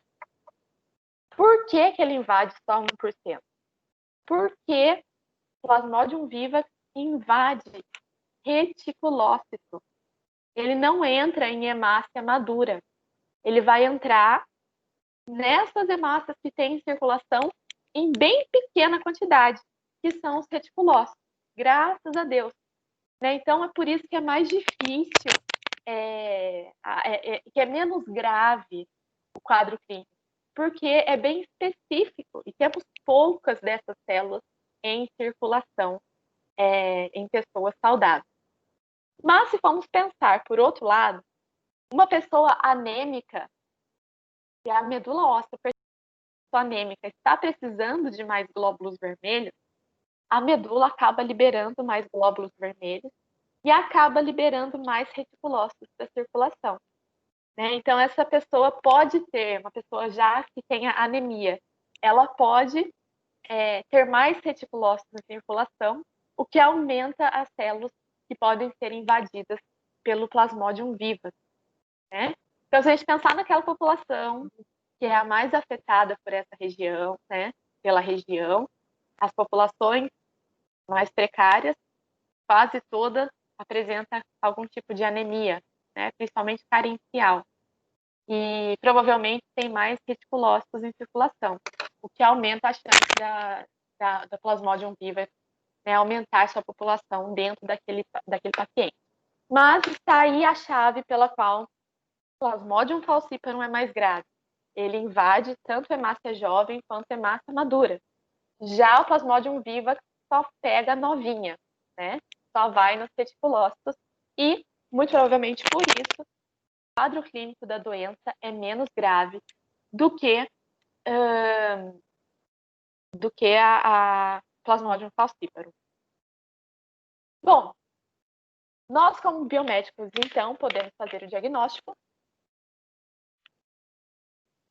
da malária, Então, olha aí, um teste rápido, bem parecido com os testes rápidos que a gente está vendo aí da Covid-19. E principais casos de morte da malária: diagnóstico tardio, diagnóstico errado, tratamento errado e falta de profissionais nas regiões endêmicas. Então, gente, inclusive para quem tiver disponibilidade aí após se formar, mão de obra biomédica nas regiões mais tropicais, na região amazônica, é muito bem vista e muito bem paga em relação aqui ao Sudeste. Bom, o diagnóstico, então, é feito por hemoscopia. Opa, vou voltar aqui. Por hemoscopia, que é a análise do sangue em microscopia, ou por testes rápidos, que, como eu falei, se nós formos comprar, sai por cerca de R$10 cada kitzinho, mas que para o governo não deve custar nem um décimo disso. Então, aqui está um exemplo do teste rápido. O T refere-se ao teste, o C ao controle. Então, é sempre bom que o controle tem que aparecer. E o controle quer dizer, tá passando alguma coisa aqui, funciona. E nesse controle a gente vê uma banda, igual o teste de gravidez, Então, se não aparecer nada no controle, significa que não está funcionando, Se não aparecer nada no controle e não aparecer nada no teste, não dá para saber se ali realmente há ou não a presença do parasita, porque o teste deve estar vencido. Então, a gente tem aqui o PF, que não é prato feito, mas Plasmodium falciparum, e o PV, que é o Plasmodium vivax. Então, põe uma gotinha do sangue aqui, outra gotinha do sangue aqui, e a amostra vai correr. Se for positiva, teremos tanto o controle quanto o teste com uma banda, aqui, ou em alguns casos de poliparasitismo, pode-se ter as duas ao mesmo tempo. Deixei para vocês um manual do diagnóstico laboratorial da malária, é bem interessante, explica todos os tipos de exames, todos os tipos de testes que tem, é bem legal, então está lá no PDF da aula de vocês. E né? Não é minha aula se não tiver nossos videozinhos. Então, eu peguei um vídeo da técnica para vocês verem do teste rápido. Então, o legal dele, a sensibilidade e a especificidade é bem alta, mas ele deve ser armazenado adequadamente. Deve-se utilizar, olha só, 5 microlitros. Basta furar o dedo e você já tem a amostra de sangue suficiente para fazer a análise. No vídeo que a gente vai ver, ele está um pouquinho diferente dessa imagem que a gente acabou de ver. Ele vai estar escrito PPF, que é o Plasmodium falciparum, e o PAN, que indica qualquer tipo de plasmódio.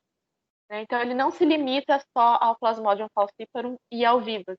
Se tiver algum outro, como o Plasmodium ovale ou o Plasmodium malari, que também acometem bastante gente, ele também aparece. Vou abrir aqui para a gente ver.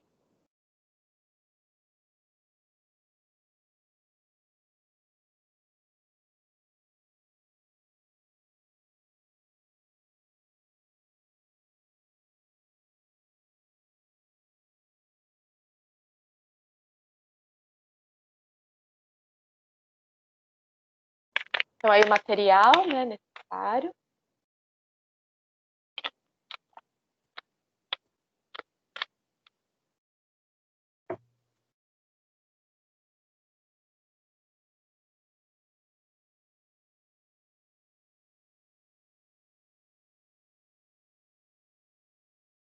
Importante, prazo de validade, né, gente?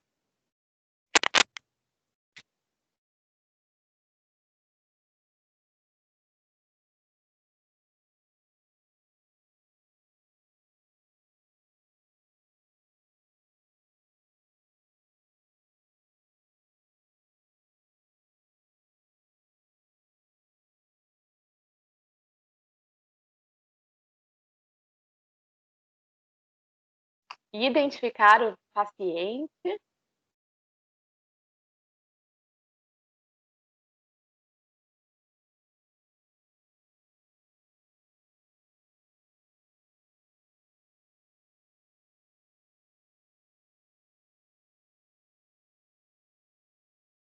Aí a lanceta deles, que é bem tecnológica.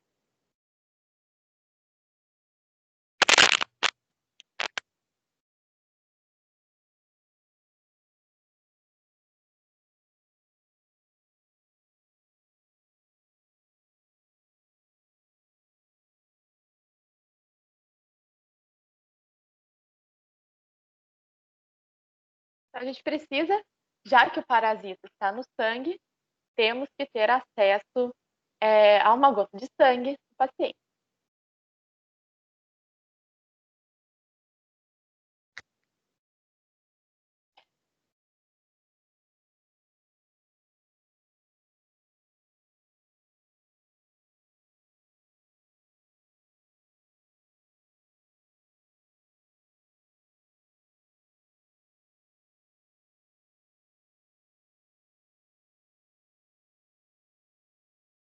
Despreza a lanceta. E precisamos de apenas 5 microlitros de amostra.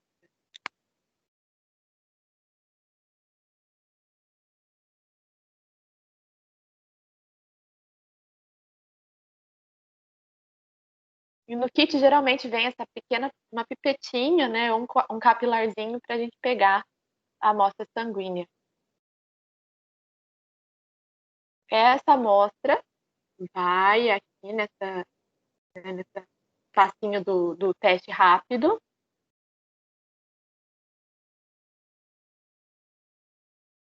E a gente tem que colocar também o diluente, porque é ele que vai permitir, entre aspas, que o sangue corra em direção à região do teste.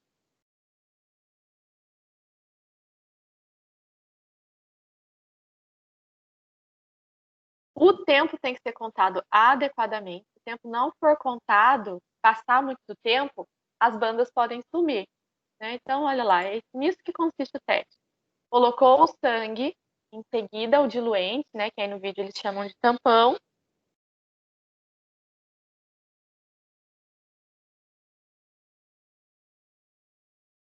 E se for positivo, nesse teste eles têm o PF, que é o Plasmodium falciparum, e o PAN, que indica os demais tipos de Plasmodium, caso haja esse parasito no sangue do paciente. Sempre o controle, gente. Né? Se o controle não estiver marcado, o teste ou está vencido ou foi mal armazenado.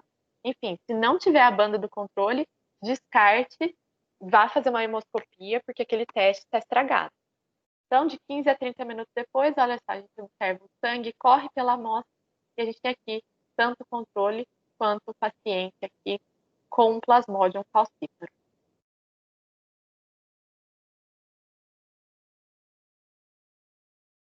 É bem claro. E o teste é simples assim.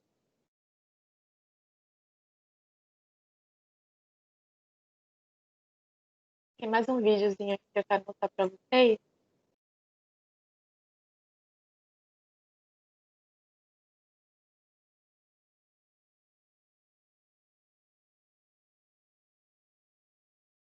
Ai, propagandas do YouTube. Olha lá, gente. Né, que a gente fala, mas é diferente quando a gente enxerga mesmo com um olhar microscópico como funciona. Então, aqui a gente tem, bem aqui no centro, uma hemácia, aqui no centro, totalmente infectada, parasitada pelo plasmódio. Né? E o vídeo vai mostrar exatamente o momento em que ela rompe a membrana. E notem, o que vai sair dessa hemácia são vários plasmódios, se não me engano, são cerca de 20 plasmódios que infectam, né, que saem de cada hemácia. E eles vão ficar desesperados buscando um próximo local para infectar, porque eles têm que entrar dentro de uma próxima hemácia para poder fazer uso da hemoglobina daquelas hemácias. Então, olha lá, olha o momento em que rompe, olha lá, rompeu. Tudo isso que está se movimentando são os parasitas. Então, eles buscam, nessas setinhas brancas estão mostrando os parasitas. E rapidamente eles já entram nas hemácias adjacentes. Olha lá, cadê eles?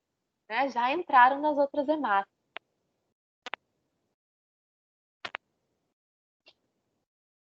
E notem como é rápido. O tempo está em segundos. Então, aqui em 3 minutos, a maioria já infectou as hemácias adjacentes a qual houve o rompimento inicial.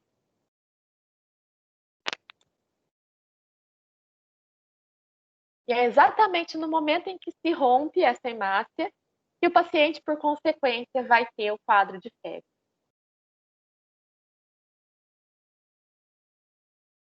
Então, notem, tem uns parasitas ali ainda meio perdidos, né? Uns mais atrasados que não conseguiram entrar ainda.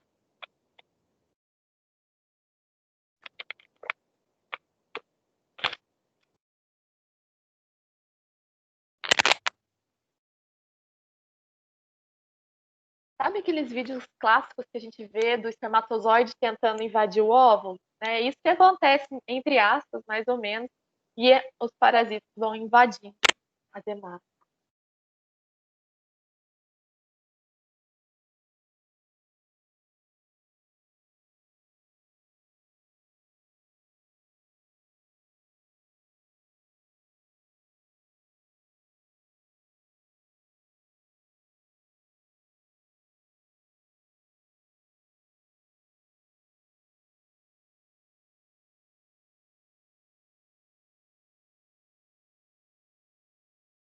Deixa eu voltar aqui para vocês verem de novo o momento que ela eclode.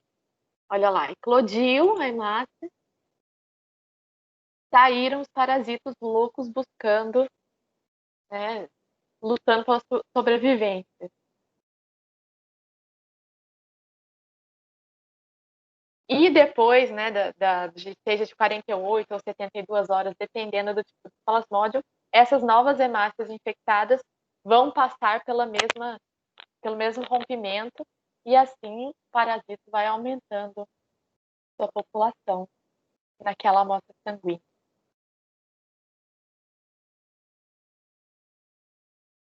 O. Legal, né?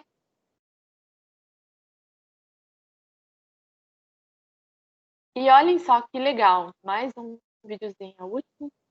Mas uma pesquisa, eles veem como se eles estivessem revestindo com anticorpos os parasitas para que eles não consigam, para que eles tenham mais dificuldade de invadir as hemácias.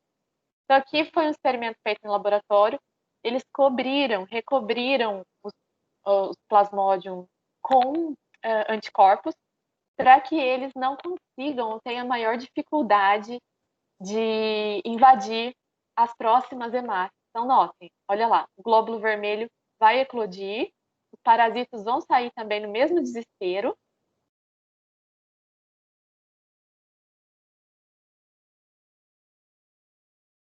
E vão tentar invadir as próximas hemácias.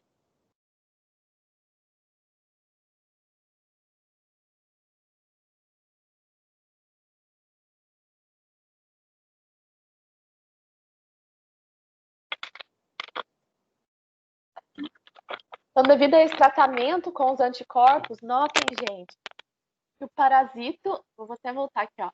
Eles ficam tentando, só que olhem quão mais lento isso é em relação ao vídeo anterior que a gente viu. Eles não conseguem invadir a hemácia com tanta facilidade e podem, né, de acordo com os experimentos aí com os cientistas morrerem sem conseguir invadir a hemácia e assim tá aí uma nova forma de terapia para neutralizar a entrada desses parasitas dentro das hemácias. Então, são as novas pesquisas aí buscando contribuir, né, nesses quesitos de parasitose sanguínea.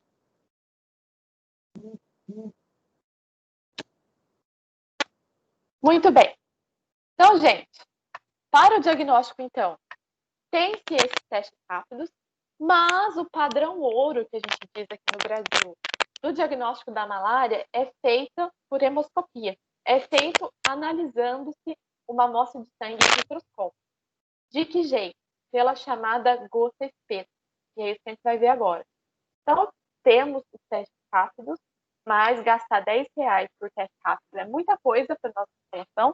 Então, vamos fazer o teste da gota espessa e observar o parasito no microscópio e assim melhor diagnosticar a presença ou não desse parasito no sangue do paciente.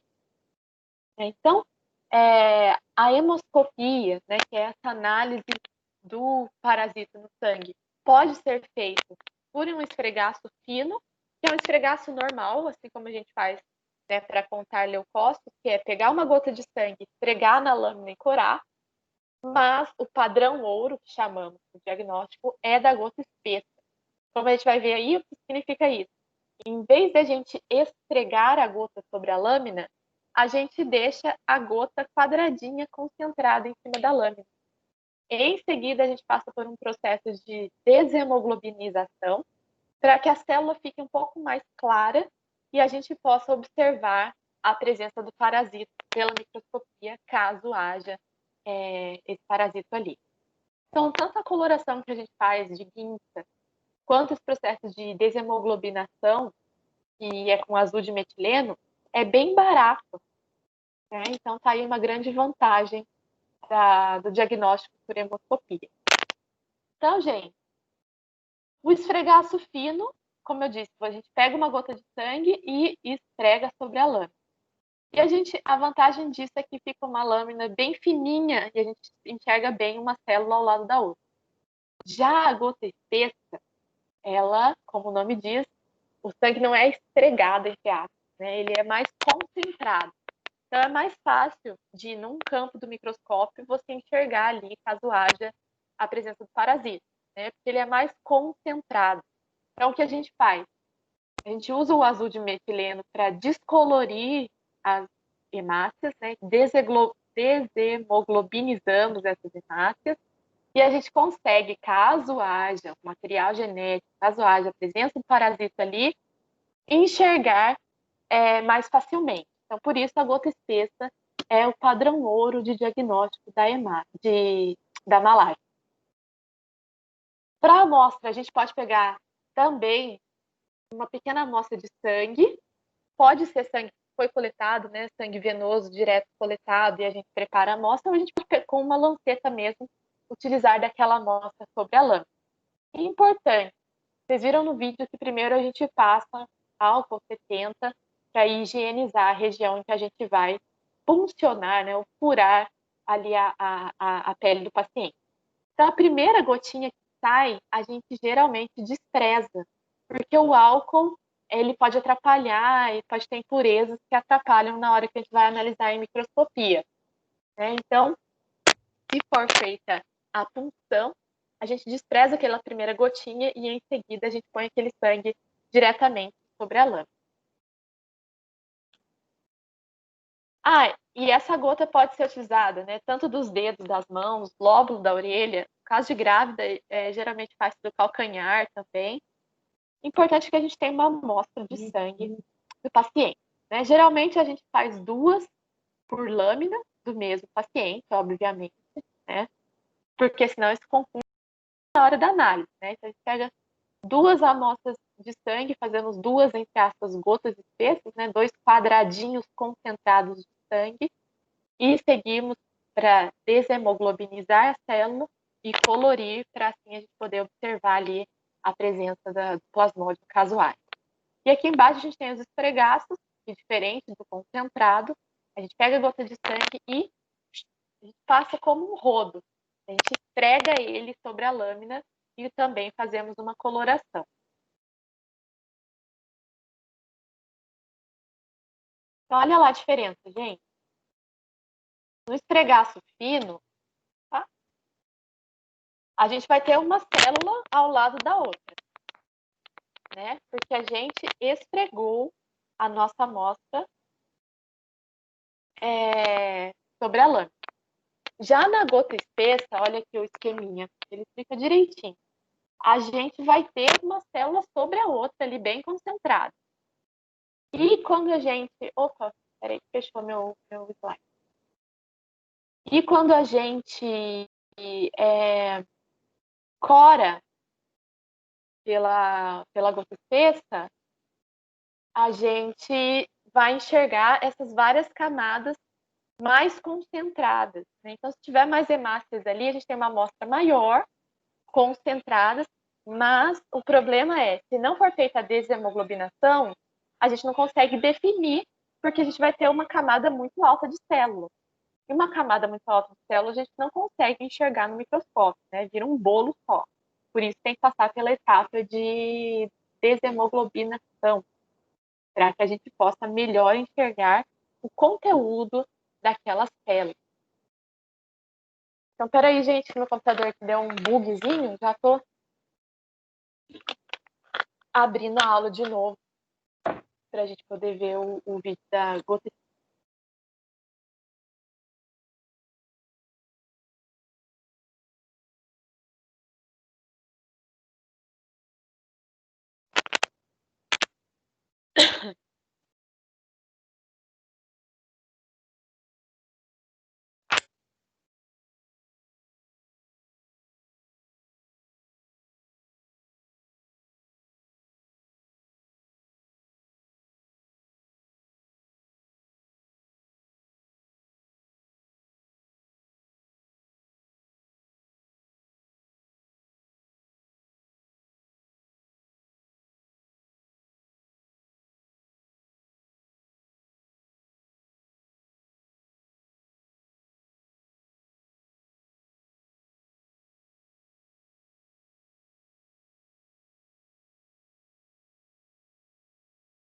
Enquanto abre o PowerPoint lá, deixa eu mostrar para vocês o vídeo de como é feita essa técnica da gota. Então, primeiro o esfregaço e depois a gota.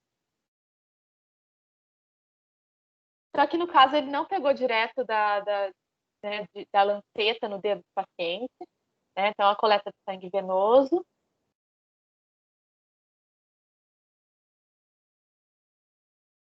E, como eu falei, é como um rodinho passando pela lâmina, né?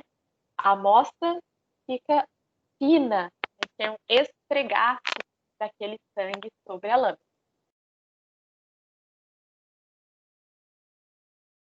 Já no caso da gota espessa, a gente pega a amostra e prepara um quadradinho mais concentrado.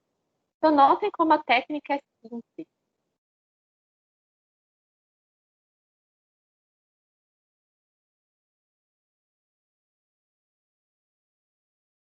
Importante, muitas vezes ela é feita, levada para ser analisada em outro local, né? É só isso.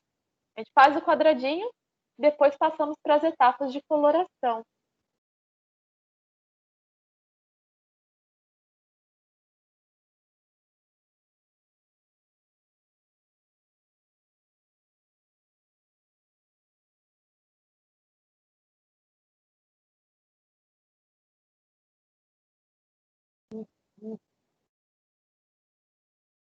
Então, gente, olha aqui.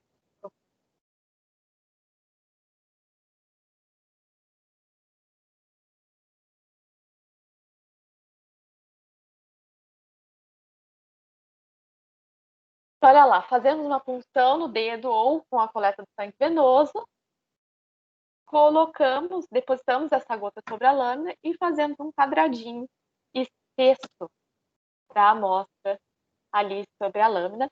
Fazemos, então, a etapa de descolorização, desemoglobinação, nada mais é do que deixar a amostra com um corante específico, a de metileno. Em seguida, fazemos a etapa de coloração e levamos para a microscopia para analisar aquela amostra. Então, como a gente viu aqui,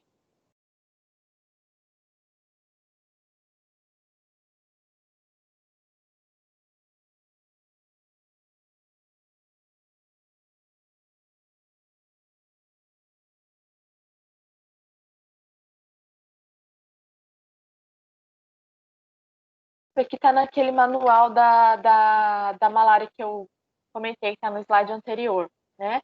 A gota espessa, se ela não passar pela desemoglobinação, fica difícil da gente enxergar tudo isso de camada no microscópio. É impossível de enxergar. Mas, passando pela desemoglobinação, o que a gente vai enxergar é basicamente o que tem material genético.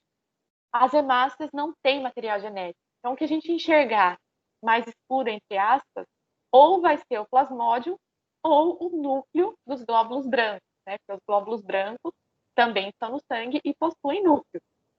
Então, uma vez que passa pela etapa de desemoglobinação, isso facilita com que a gente enxergue, né, com mais detalhes, né, o conteúdo interno dessas células.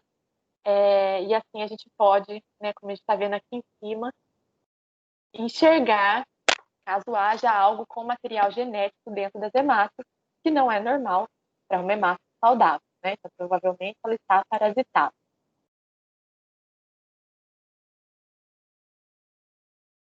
Podemos ter também poliparasitismo. Então, como a gente pode observar aqui, notem o aspecto morfológico desses dois parasitas, né? Temos dois aqui e um aqui diferente. Então, essa pessoa pode estar poliparasitada, ou seja, parasitado por diferentes tipos e espécies de plasmódio. Então, quando a gente analisa a gota espessa, principalmente em microscopia, porque é o padrão ouro aqui do Brasil, no diagnóstico da malária, né? A gente analisa em microscópio após a coloração e o resultado é dado em cruzes, né? Então, é um resultado semi-quantitativo. Ele não é nem só qualitativo, mas também não chega a ser totalmente quantitativo, né? Não diz exatamente a quantidade de parasitas que aquela pessoa tem. Então, uma cruz significa que foi visto um parasito, um plasmódio por campo, duas cruzes, 2 a 20 parasitas por campo, 3 cruzes de 21 a 200 e 4 cruzes, né, alta parasitemia, que a gente chama. Parasitemia é parasito no sangue. Então, mais de 200 parasitos por campo, a gente classifica como 4 cruzes.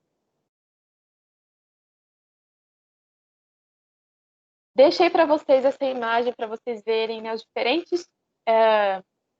diferentes plasmódios em diferentes etapas de desenvolvimento dentro das hemácias, então como eles podem ser observados em hemoscopia.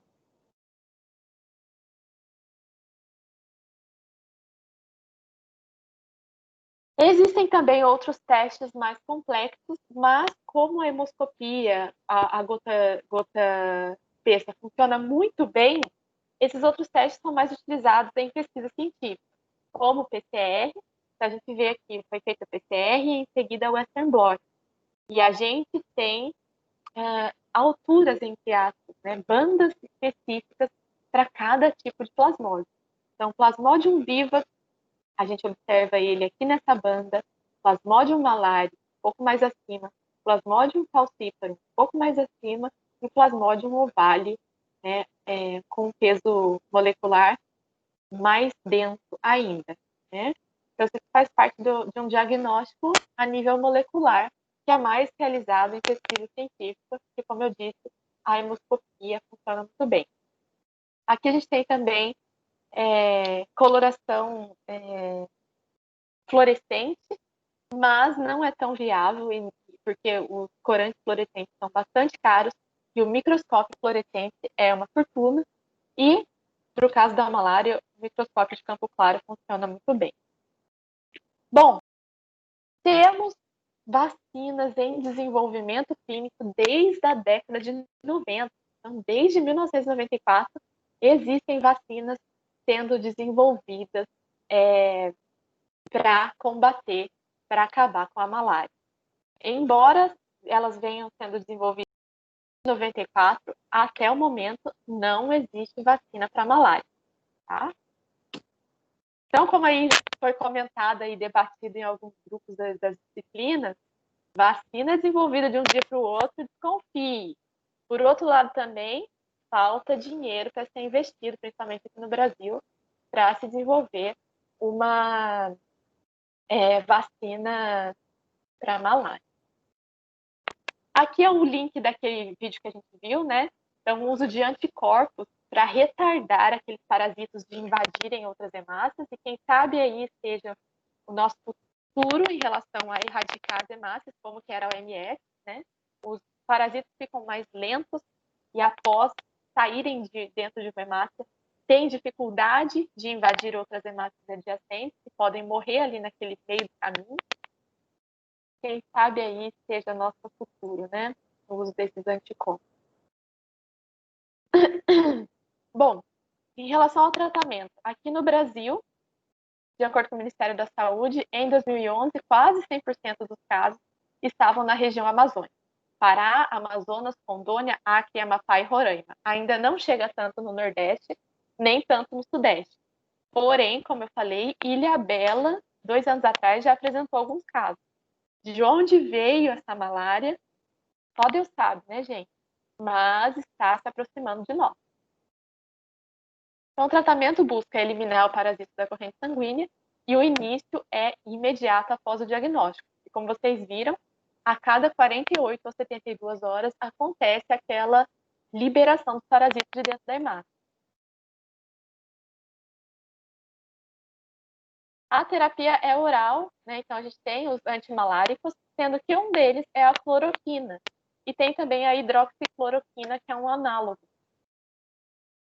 né? O problema da cloroquina, mesmo que para o tratamento da malária, a margem de segurança. Isso significa que uma pequena dose a mais, né, pode já causar graves quadros no paciente, vários efeitos colaterais. Então, se o tratamento não for realizado, são 3 dias de tratamento apenas, né? Então, se o tratamento for realizado a mais do que esse tempo, se não for suficiente 3 dias de tratamento, esse paciente tem que ser acompanhado pelo médico, porque os efeitos colaterais podem ser até piores do que o caso da doença. Então, basta uma dose de 30 miligramas apenas por quilo para ser fatal para o paciente. Importante, no caso da malária, a cloroquina só funciona quando ela está na fase das hemácias, na fase eritrocitária. Se ela estiver lá na fase hepática, eu comentei, quando a pessoa é infectada, primeiro tem uma fase hepática, que não tem sintomas geralmente, ou é bem pouco sintoma, não adianta, porque a cloroquina não tem efeito, né? A cloroquina, ela vai se concentrar lá naquele mitigante, no sistema digestivo, só que do parasito, e não vai deixar com que o parasito metabolize ou possa digerir, entre aspas, a hemoglobina. Então não adianta estar na fase hepática, porque ele só vai ter efeito em relação à hemoglobina, que está dentro das hemácias. É como se ele não permitisse que o alimento do parasito fosse digerido. E assim o parasita acaba, entre aspas, gente, só para a gente entender genericamente, morrendo de fome. Né? Então, a cloroquina não permite que o parasito metabolize a hemoglobina. Por algum motivo que ninguém sabe, ele também mata amebas, né? Ele é amebicida, o mecanismo ainda não se entende, mas um dos grandes problemas dele, dentre outros que a gente vai ver, é que ele inibe o que a gente chama de quimiotaxia dos leucócitos. Então, os leucócitos, os glóbulos brancos que defendem o nosso corpo, como, por exemplo, os neutrófilos, se você se corta e entra em contato com bactérias, alguns tipos de glóbulos brancos saem da sua corrente sanguínea e vão em direção àquelas bactérias. A cloroquina inibe isso, né? Então está aí um efeito colateral resultante do uso da cloroquina. Outros problemas também, danos neurológicos e danos oftalmológicos, porque o remédio pode ser metabolizado e absorvido pelas córneas. Então, a pessoa pode ter como consequência danos oculares. Sobre o uso dela com vírus, né, a cloroquina com vírus, em 2015 foi feito um estudo grande sobre o uso da cloroquina para tratamento de HIV, mas nada foi conclusivo, então não houve nada, um resultado satisfatório, né, capaz de indicar o uso da cloroquina para o uso de HIV, foi insatisfatório. Foi feito também com o vírus da hepatite C, né, para pessoas com vírus da hepatite C, e o efeito foi muito, muito pequeno. Né? Foi em 2016, não foi o suficiente para que a cloroquina fosse recomendada para o uso como antiviral. E temos a cloroquina com SARS-CoV-2, né, que é o causador da Covid-19, que vários estudos vêm sendo feitos, né, buscando entender como ela pode melhor interagir, se é suficiente para auxiliar no tratamento, mas a dose necessária para que a cloroquina ou a hidroxicloroquina não permitisse que o SARS-CoV-2 entrasse nas células é mais perigosa do que benéfica. A gente precisaria de muita cloroquina para que ela fosse suficiente no tratamento da Covid-19. Então, por isso que ela ainda não é recomendada. Quem sabe um dia, se for feita uma evolução, entre aspas, do fármaco, a nível que ele não se torne tóxico e possa não permitir que os vírus invadam as células, aí sim a gente pode pensar em utilizar a cloroquina para o tratamento do SARS-CoV-2, né, para o tratamento da Covid-19. Até abril, né, de 2020, tinham 23 estudos clínicos sobre a cloroquina, hidroxicloroquina e a Covid-19. O problema alguns estudos tiveram efeitos bastante benéficos, né, e por isso que ficou aquele auê, vamos usar a cloroquina. Mas o problema é que esses estudos foram a nível de célula apenas. Então, o que eles fizeram? Pegaram uma célula que é modelo de estudo viral, que é uma célula renal de primata, gente. Não é nem da espécie humana a célula que é mais utilizada como modelo de vírus. Então, pegaram essas células de primatas e estudaram a interação da cloroquina e SARS-CoV-2. Então, os efeitos foram bons, foram bastante positivos, mas o nosso organismo como um todo não se limita a apenas um tipo de célula. Por isso que os estudos têm que ser feitos com bastante cautela para que os efeitos realmente possam condizer com a nossa realidade.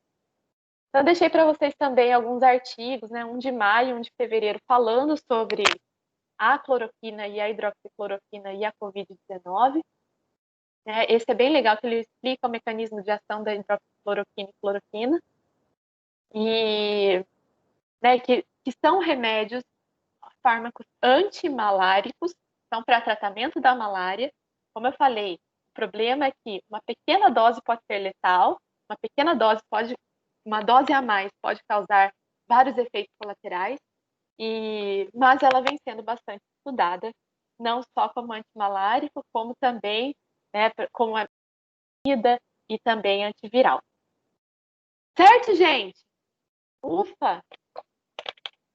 Tudo tranquilo? Vocês estão quietinhos. A semana está começando só. Vocês estão aí tudo quieto. Tudo bem por aí? Alguma dúvida? Alguém já, né, conheceu alguém com malária? Ai, alguém já passou por alguma experiência com malária, né? Não é comum aqui na nossa região, mas é altamente endêmica lá para o norte do nosso país. Se alguém tiver alguma pergunta também, fique à vontade.